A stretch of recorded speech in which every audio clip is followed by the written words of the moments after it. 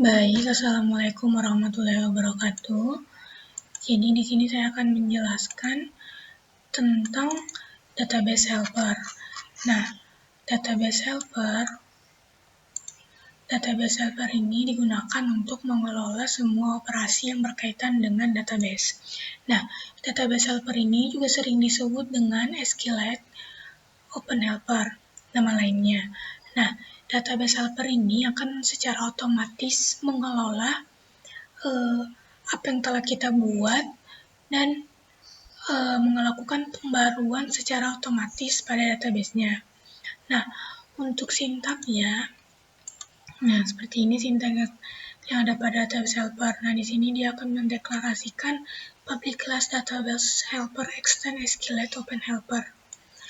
Lalu di sini dia akan membuat variabel. Nah, untuk database name-nya ini dia menggunakan SQLite.db. Lalu untuk nama tabelnya di sini artikel underscore table. Nah, untuk versi yang dia gunakan adalah versi 1. Nah, di dalam tabel itu akan ada ID, title, artikel, sama author. Nah, di sini ada konstruktornya. Lalu di sini ada public void on create. Nah, di sini kita gunakan SQLite database. Nah, di sini kita pertama kali di sini tuh metode yang digunakan pertama kali untuk ketika kita membuat tabelnya. Di sini ada title text, article text, sama author text. Karena ID-nya ini digunakan secara otomatis atau primary key atau increment.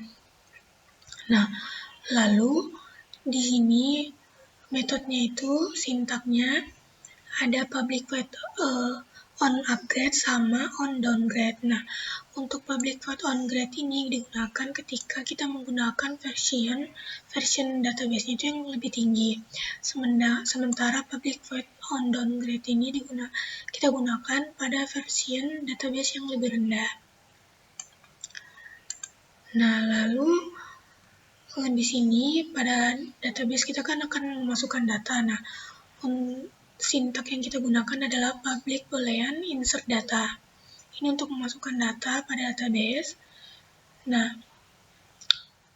content value-nya itu ada title, artikel, sama author. Lalu di sini ada metode untuk kita mengambil data. Nah, di sini ketika kita ingin mengambil data banyak, kita menggunakan public cursor get all data. Dan di sini kita gunakan karena kita menggunakan SQLite database, maka di sini SQLite database dengan nama database-nya DB. Yang ini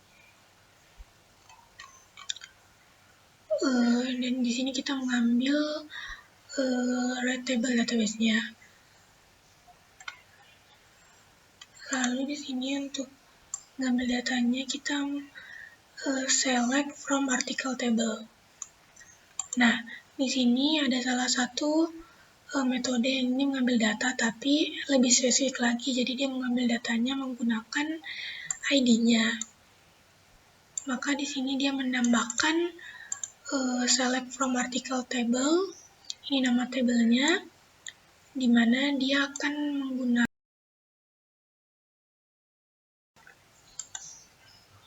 jadi kali ini saya akan menjelaskan tentang recycle view.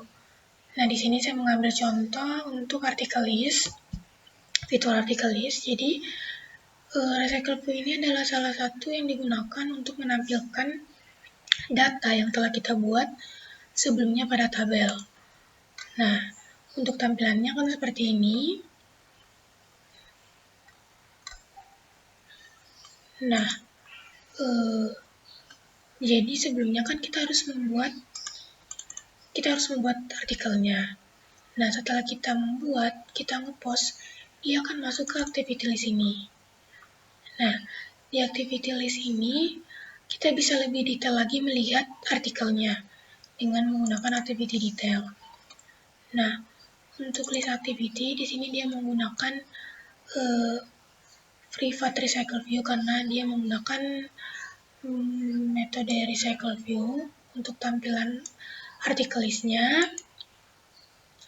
Lalu di sini kita gunakan array. Kenapa digunakan array? Untuk menampilkan data-data yang telah kita buat sebelumnya.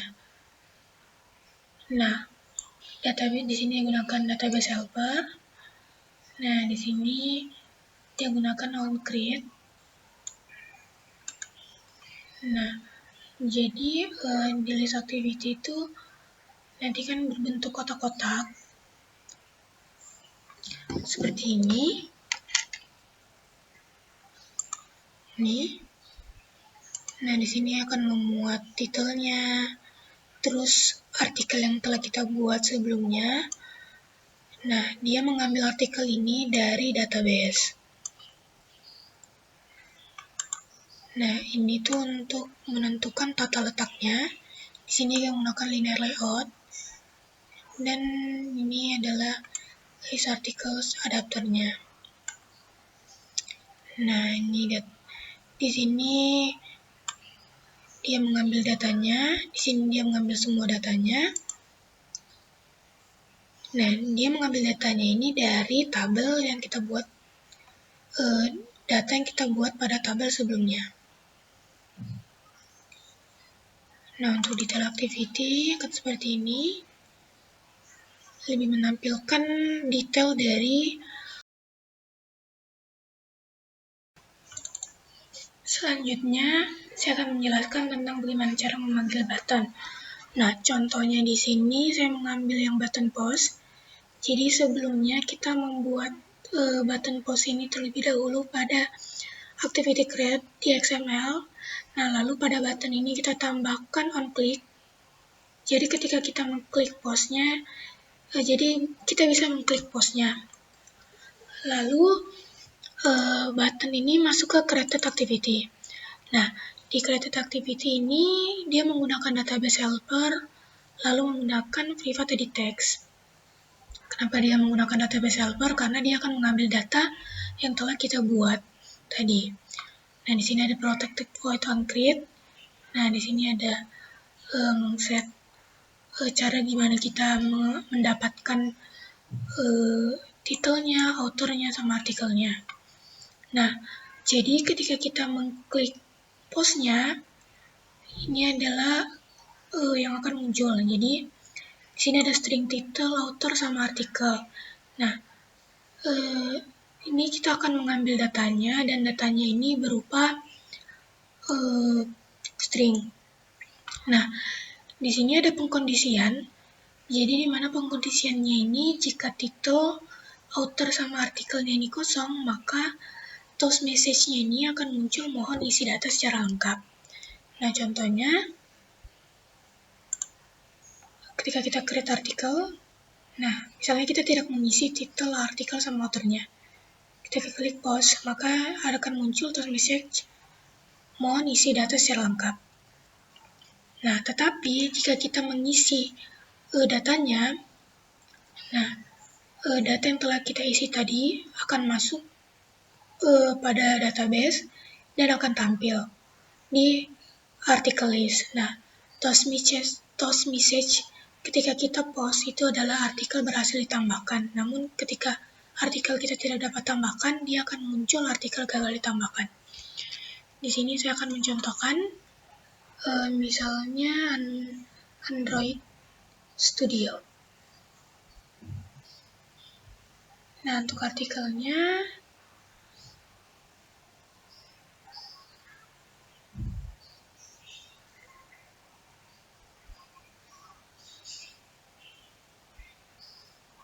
nah, lalu kita ke authornya, lalu kita tekan post. Nah, artikel berhasil ditambahkan.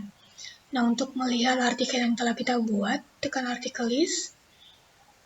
Nah, di artikel list ini akan menampilkan artikel-artikel yang telah kita buat sebelumnya. Nah, artikel list ini menggunakan Recycle View. Nah, ini tadi artikel yang telah saya buat, Android Studio. Nah, ini untuk melihat detail artikel yang telah kita buat. Nah, di sini kan juga ada button. Nah, selain itu, untuk memanggil buttonnya kita juga pada main activity menambahkan metode di sini. Nah, ini ada public void click list. Jadi ketika kita menekan artikel list, ini ada button, nah seperti ini. Nah, untuk memanggil buttonnya ini kita menggunakan intent. Nah, intent ini digunakan agar kita dapat berpindah dari activity satu ke activity lainnya. Nah, maksudnya itu kayak misalnya ini kan activity home article. Nah, kita bisa pindah ke article list.